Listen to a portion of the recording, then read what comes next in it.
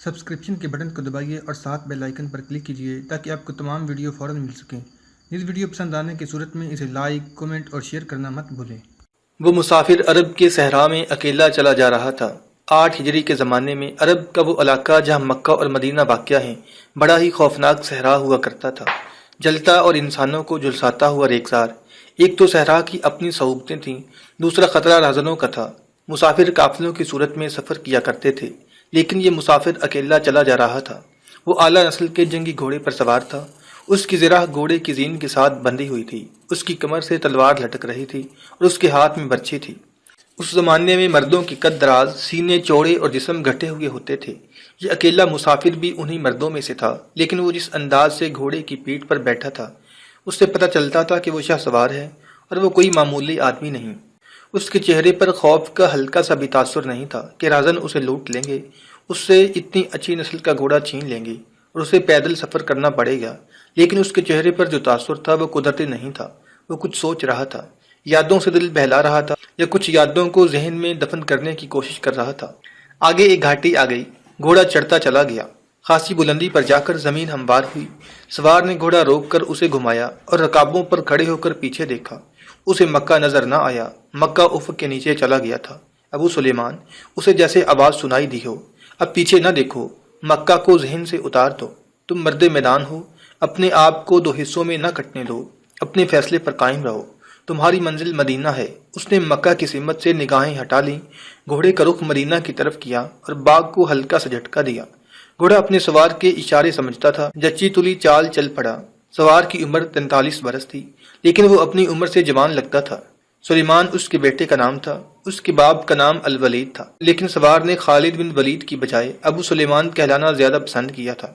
اسے معلوم نہ تھا کہ تاریخ اسے خالد بن ولید کے نام سے یاد رکھے گی اور یہ نام اسلام کی عسکری روایات اور جذبے کا دوسرا نام بن جائے گا۔ مگر 43 برس کی عمر میں جب خالد مدینے کی طرف جا رہا تھا، اس وقت وہ مسلمان نہیں تھا۔ چھوٹی چھوٹی جھڑپوں کے علاوہ وہ مسلمانوں کے خلاف 2 بڑی جنگیں، جنگ احد اور جنگ خندق لڑ چکا تھا۔ جب رسول اکرم صلی اللہ علیہ وسلم پر 610 عیسوی بروز سوموار پہلی وحی نازل ہوئی، اس وقت خالد کی عمر 24 سال تھی۔ اس وقت تک وہ اپنے قبیلے بنو مخزوم کی عسکری قوت کا قائد بن چکا تھا۔ بنو مخزوم کا شمار قریش کے چند ایک معزز خاندانوں میں ہوتا تھا۔ قریش کے عسکری امور اسی خاندان کے سپرد تھے۔ قریش خالد کے باپ ولید کے احکام اور فیصلے مانتے تھے۔ 24 برس کی عمر میں یہ حیثیت خالد کو بھی حاصل ہو گئی تھی، مگر اس حیثیت کو ٹھکرا کر خالد ابو سلیمان مدینے کو جا رہا تھا۔ کبھی وہ محسوس کرتا جیسے اس کی ذات سے کوئی قوت اسے پیچھے کو گھسیٹ رہی ہو۔ جب وہ اس قوت کی اثر کو محسوس کرتا تو اس کی گردن پیچھے کو مڑ جاتی، لیکن اس کی اپنی ذات سے ایک آواز اٹھتی، آگے دیکھ خالد، تو ولید کا بیٹا تو ہے لیکن وہ مر گیا ہے، اب تو سلیمان کا باپ ہے، وہ زندہ ہے۔ اس کے ذہن میں 2 نام اٹک گئے، محمد رسول اللہ صلی اللہ علیہ وسلم جو ایک نیا دین لائے تھے، اور ولید جو خالد کا باپ اور محمد صلی اللہ علیہ وسلم اور آپ صلی اللہ علیہ وسلم کے نئے دین کا بہت بڑا دشمن تھا۔ باپ یہ دشمنی ورثے کے طور پر خالد کے حوالے کر کے دنیا سے اٹھ گیا تھا۔ خالد کے گھوڑے نے پانی کی مشک پر اپنے آپ ہی رخ بدل لیا تھا۔ خالد نے ادھر دیکھا، اسے گول دائرے میں کھجوروں کے درخت اور صحرا کے جھاڑی نما درخت نظر آئے۔ گھوڑا ادھر ہی جا رہا تھا۔ نخلستان میں داخل ہو کر خالد گھوڑے سے کود گیا۔ امامہ اتار کر وہ پانی کے کنارے دوزانو ہو گیا۔ اس نے پانی چلو بھر بھر کر اپنے سر پر ڈالا اور 2-4 چھینٹے منہ پر پھینکے۔ اس کا گھوڑا پانی پی رہا تھا۔ خالد نے اس چشمے سے پانی پیا جو صرف انسانوں کے استعمال کے لیے تھا۔ یہ چھوٹا سا ایک جنگل تھا۔ خالد نے گھوڑے کی زین اتاری اور زین کے ساتھ بندھی ہوئی چھوٹی سی ایک دری کھول کر جھاڑی نما درختوں کے جھنڈ تلے بچھائی اور لیٹ گیا۔ وہ تھک گیا تھا، تھوڑی سی دیر کے لیے سو جانا چاہتا تھا، مگر اس کے ذہن میں یادوں کا جو قافلہ چل پڑا تھا وہ اسے سونے نہیں دے رہا تھا۔ اسے 7 سال پہلے کا ایک دن یاد آیا جب اس کے عزیزوں نے محمد صلی اللہ علیہ وسلم کو قتل کرنے کا منصوبہ بنایا تھا۔ اس منصوبے میں خالد کا باپ ولید پیش تھا۔ وہ ستمبر 622 عیسوی کی ایک رات تھی۔ قریش نے رسول خدا صلی اللہ علیہ وسلم کو سوتے میں قتل کرنے کے لیے ایسے آدمی چنے تھے جو انسانوں کے روپ میں وحشی اور درندے تھے۔ خالد قریش کے سرکردہ خاندان کا جوان تھا۔ اس وقت اس کی عمر 27 سال تھی۔ وہ حضرت صلی اللہ علیہ وسلم کی قتل کی سازش میں شریک تھا، لیکن وہ قتل کرنے والوں میں شامل نہیں تھا۔ اسے 7 سال پہلے کی وہ رات گزرے ہوئے کل کی طرح یاد تھی۔ وہ اس قتل پر خوش بھی تھا نہ خوش بھی۔ خوش اس لیے کہ اس کے اپنے قبیلے میں ہی ایک آدمی نے اس کے مذہب کو جو بت پرستی تھا باطل کہہ دیا اور اپنے آپ کو خدا کا پیغمبر کہہ دیا تھا۔ ایسے دشمن کے قتل پر خوش ہونا فطری بات تھی، اور وہ ناخوش اس لیے تھا کہ وہ اپنے دشمن کو للکار کر آمنے سامنے کی لڑائی لڑنے کا قائل تھا۔ اس نے سوئے ہوئے دشمن کو قتل کرنے کی کبھی سوچی ہی نہیں تھی۔ بہرحال اس نے اس سازش کی مخالفت نہیں کی، لیکن قتل کی رات جب قاتل رسول خدا صلی اللہ علیہ وسلم کو مقررہ وقت پر قتل کرنے گئے تو آپ صلی اللہ علیہ وسلم کا مکان خالی تھا۔ وہاں گھر کا سامان بھی نہیں تھا، نہ آپ کا گھوڑا تھا نہ اونٹنی۔ قریش اس امید پر سوئے ہوئے تھے کہ صبح انہیں خوشخبری ملے گی کہ ان کے مذہب کو جھٹلانے اور انہیں اپنے نئے مذہب کی طرف بلانے والا قتل ہو گیا ہے۔ مگر صبح وہ ایک دوسرے کو مایوسی کے عالم میں دیکھ رہے تھے۔ پھر وہ سرگوشیوں میں ایک دوسرے سے پوچھنے لگے، محمد صلی اللہ علیہ وسلم کہاں گیا؟ رسول اکرم صلی اللہ علیہ وسلم کی قتل کی سازش۔ رسول اکرم صلی اللہ علیہ وسلم قتل کے وقت سے بہت پہلے اپنے قتل کی سازش سے آگاہ ہو کر مکہ سے مدینہ کو ہجرت کر گئے تھے۔ صبح تک آپ بہت دور نکل گئے تھے۔ آج 7 برسوں بعد خالد بھی مدینے کی طرف جا رہا تھا اور اس کے ذہن پر محمد صلی اللہ علیہ وسلم کا نام سوار تھا۔ اس نے جنگ احد میں اپنے دیوتا حبل اور دیوی عزا کے دشمن محمد صلی اللہ علیہ وسلم کو قتل کرنے کی بھرپور کوشش کی تھی، مگر آپ صلی اللہ علیہ وسلم زخمی حالت میں وہاں سے نکل گئے تھے۔ خالد کے ذہن سے یادیں پھوٹتی چلی آ رہی تھیں۔ ذہن پیچھے ہی پیچھے ہٹتے ہٹتے 16 برس دور جا نکلا۔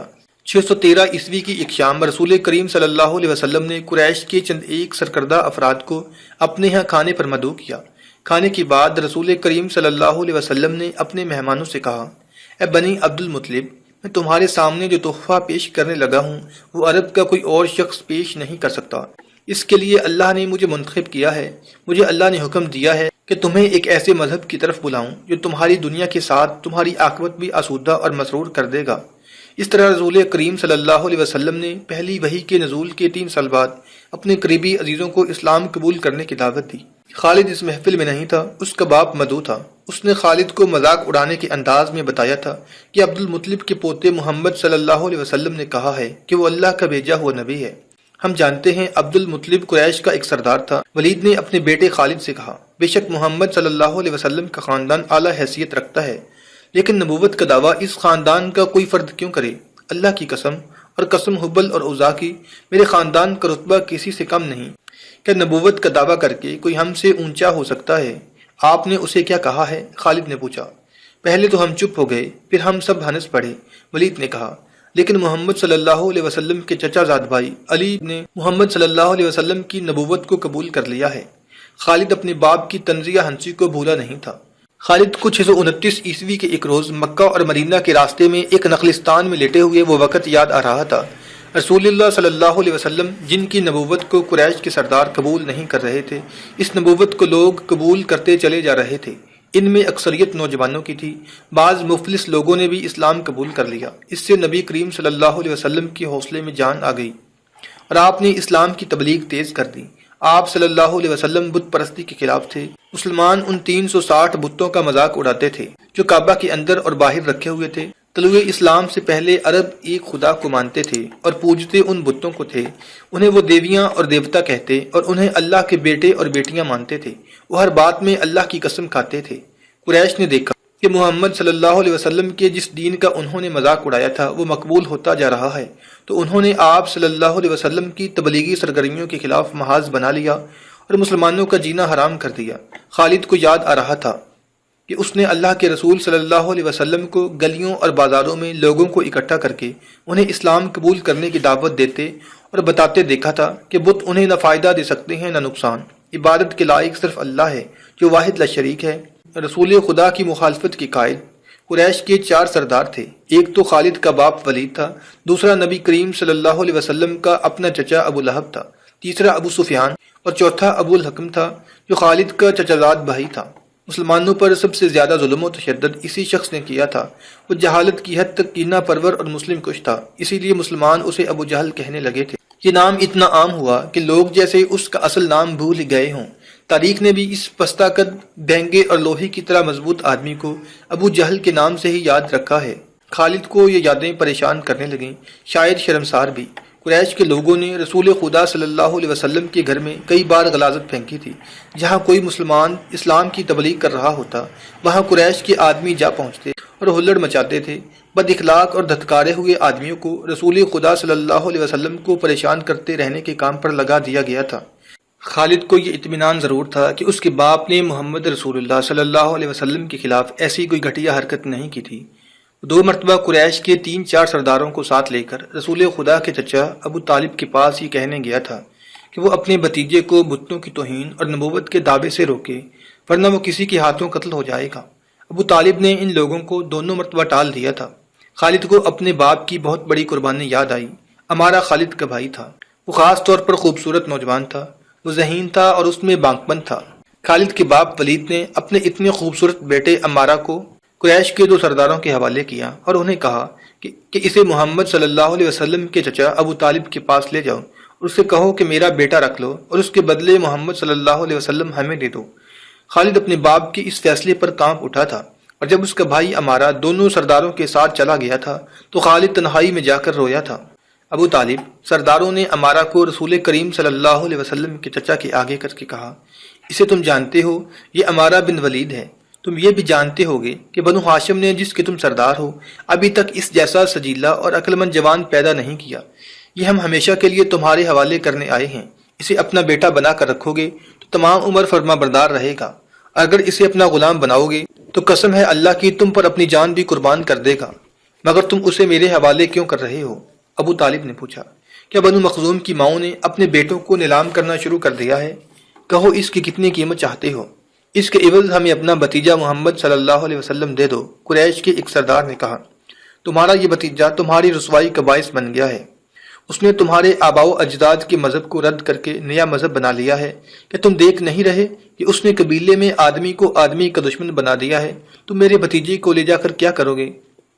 قتل۔ قریش کے دوسرے سردار نے جواب دیا، ہم محمد صلی اللہ علیہ وسلم کو قتل کریں گے۔ یہ بے انصافی نہیں ہوگی۔ تم دیکھ رہے ہو کہ ہم تمہارے بھتیجے کے بدلے تمہیں اپنا بیٹا دے رہے ہیں۔ یہ بہت بڑی بے انصافی ہوگی۔ ابو طالب نے کہا، تم میرے بھتیجے کو قتل کرو گے اور میں تمہارے بیٹے کو پالوں گا اور اس پر خرچ کروں گا اور اسے بہت اچھی زندگی دوں گا۔ تم میرے پاس کیسا انصاف لے کر آئے ہو؟ میں تمہیں عزت سے رخصت کرتا ہوں۔ خالد نے جب اپنے بھائی کو اپنے سرداروں کے ساتھ واپس آتے دیکھا اور سرداروں سے سنا کہ ابو طالب نے یہ سودا قبول نہیں کیا تو خالد کو دلی مسرت ہوئی تھی۔ محمد صلی اللہ علیہ وسلم کا تم نے کیا بگاڑ دیا تھا ابو سلیمان؟ خالد کی ذات سے ایک سوال اٹھا۔ اس نے خیالوں ہی خیالوں میں سر ہلایا اور دل ہی دل میں کہا، کچھ نہیں، بے شک محمد صلی اللہ علیہ وسلم کا جسم طاقتور ہے، لیکن رکانہ بن عبد یزید جیسے پہلوان کو اٹھا کر پٹکنے کے لیے صرف جسمانی طاقت کافی نہیں۔ رکانہ بن عبد یزید رسول اکرم صلی اللہ علیہ وسلم کا چچا تھا جس نے اسلام قبول نہیں کیا تھا۔ وہ عرب کا مانا ہوا پہلوان تھا۔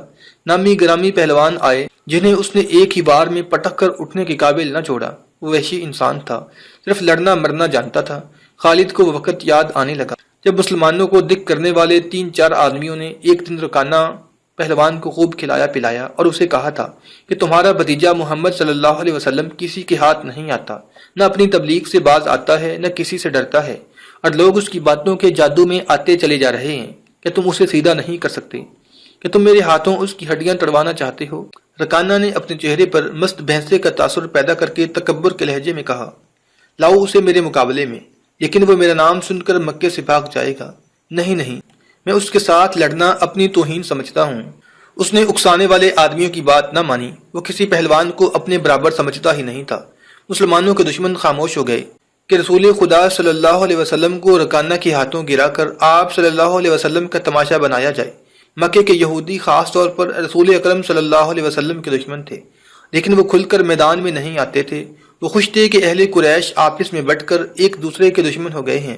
انہیں پتہ چل گیا کہ قریش کے کچھ آدمیوں نے رکانہ پہلوان کو اکسایا ہے کہ وہ رسول اللہ صلی اللہ علیہ وسلم کو کشتی کے لیے للکارے، لیکن وہ نہیں مان رہا۔ ایک روز رکانہ رات کے وقت ایک گلی سے گزر رہا تھا کہ اس کے قریب سے ایک بڑی حسین اور جوان لڑکی گزری۔ چاندنی رات میں لڑکی نے رکانہ کو پہچان لیا اور مسکرائی۔ رکانہ وحشی تھا، وہ رک گیا اور لڑکی کا راستہ روک لیا۔ کیا تم جانتی ہو کہ عورت مرد کی طرف دیکھ کر مسکراتی ہے تو اس کا کیا مطلب ہوتا ہے؟ رکانہ پہلوان نے پوچھا، کون ہو تم؟ اس کا مطلب یہ ہوتا ہے کہ عورت اس مرد کو چاہتی ہے۔ جوان لڑکی نے جواب دیا، میں سبت بنت ارمن ہوں۔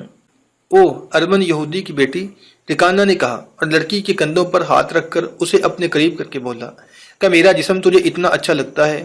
اور کیا میری طاقت؟ تمہاری طاقت نے مجھے مایوس کر دیا ہے۔ سبت نے پیچھے ہٹتے ہوئے کہا، تم اپنے بھتیجے محمد سے ڈرتے ہو؟ کون کہتا ہے؟ رکانہ نے گرج کر پوچھا۔ سب کہتے ہیں، سبت نے کہا، پہلے محمد صلی اللہ علیہ وسلم کو گراؤ، میں اپنا جسم تمہیں انعام میں دوں گی۔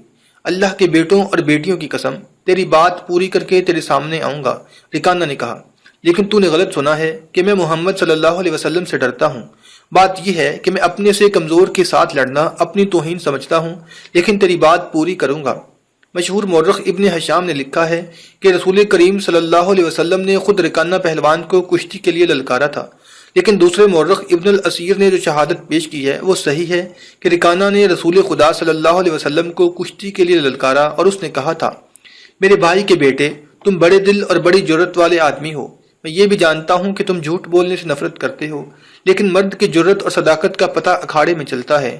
آؤ میرے مقابلے میں اکھاڑے میں اترو، اگر مجھے گرا لو تو میں تمہیں اللہ کا بھیجا ہوا نبی مان لوں گا، اللہ کی قسم تمہارا مذہب قبول کر لوں گا، لیکن یہ ایک بھتیجے اور چچا کی کشتی نہیں ہوگی۔ رسول خدا صلی اللہ علیہ وسلم نے رکانہ کے للکار کے جواب میں کہا، یہ ایک بت پرست اور سچے دین کے ایک پیغمبر کی لڑائی ہوگی، تو ہار گیا تو اپنا وعدہ بھول نہ جانا۔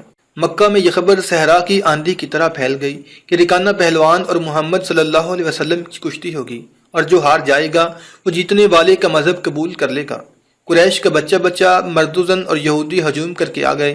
مسلمانوں کی تعداد بہت تھوڑی تھی، وہ تلواروں اور برچھیوں سے مسلح ہو کر آئے، کیونکہ انہیں خطرہ محسوس ہو رہا تھا کہ قریش کشتی کو بہانہ بنا کر رسول خدا صلی اللہ علیہ وسلم کو قتل کر دیں گے۔ عرب کا سب سے زیادہ طاقتور اور وحشی پہلوان رکانہ بن عبد یزید رسول کریم صلی اللہ علیہ وسلم کے مقابلے میں اترا۔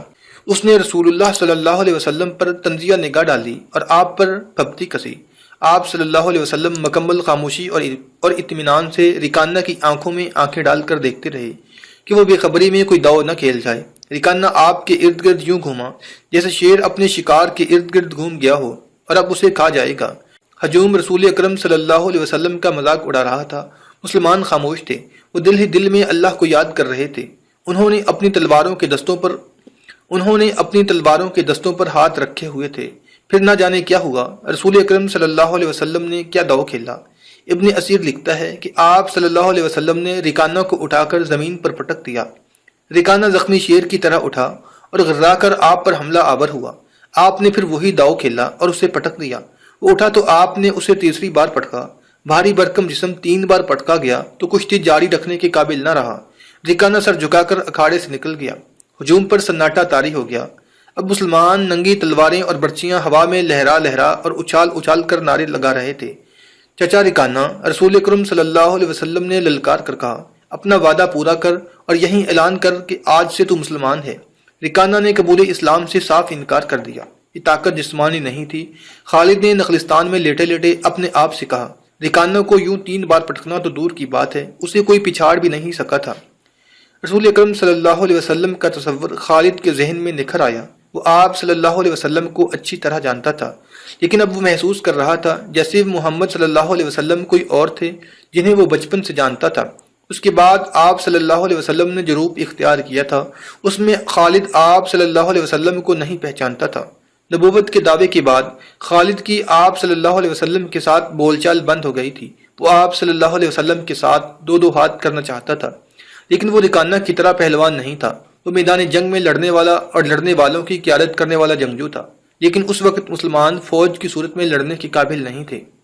جب مسلمان فوج کی صورت میں لڑنے کے قابل ہوئے اور قریش کے ساتھ ان کا پہلا مارکہ ہوا، اس وقت خالد کے لیے ایسے حالات پیدا ہو گئے تھے کہ وہ اس مارکے میں شامل نہیں ہو سکا تھا۔ اسے بہت افسوس تھا۔ یہ مارکہ بدر کا تھا جس میں 313 مجاہدین اسلام نے 1000 قریش کو شکست دی تھی۔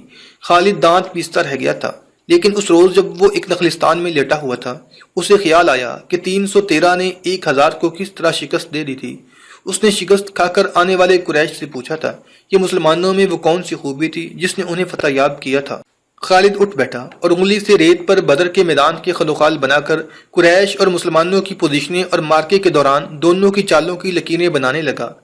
باپ نے اسے فن حرب و ضرب کا ماہر بنا دیا تھا۔ بچپن میں اسے گھڑ سواری سکھائی، لڑکپن میں اسے اکھڑ اور موز اور گھوڑوں کو قابو کرنے کا ماہر بنا دیا۔ نوجوانی میں وہ شہ سوار بن چکا تھا، شتر سواری میں بھی وہ ماہر تھا، اس کا باپ ہی اس کا استاد تھا۔ اس نے خالد کو صرف سپاہی نہیں بلکہ سالار بنایا تھا۔ خالد کو جنگ و جدل اتنی اچھی لگی کہ وہ لڑنے اور لڑانے کے طریقوں پر غور کرنے لگا اور جوانی میں فوج کی قیادت کے قابل ہو گیا تھا۔ اسے بدر کی لڑائی میں شامل نہ ہو سکنے کا افسوس تھا اور وہ انتقام کے طریقے سوچتا رہتا تھا، لیکن اب اس کی سوچوں کا ادھارہ کسی اور طرف چل پڑا تھا۔ مکہ سے روانگی سے کچھ دن پہلے وہ اس سوچ میں کھو گیا تھا کہ رسول اکرم صلی اللہ علیہ وسلم نے رکانہ پہلوان کو 3 بار پٹکا تھا اور بدر میں آپ صلی اللہ علیہ وسلم نے محض 313 مجاہدین سے 1000 کو شکست دی۔ یہ کوئی اور ہی قوت تھی، لیکن بدر کے مارکے کے بعد اس کے دل میں مسلمانوں کے خلاف انتقام کی آگ سلگ رہی تھی۔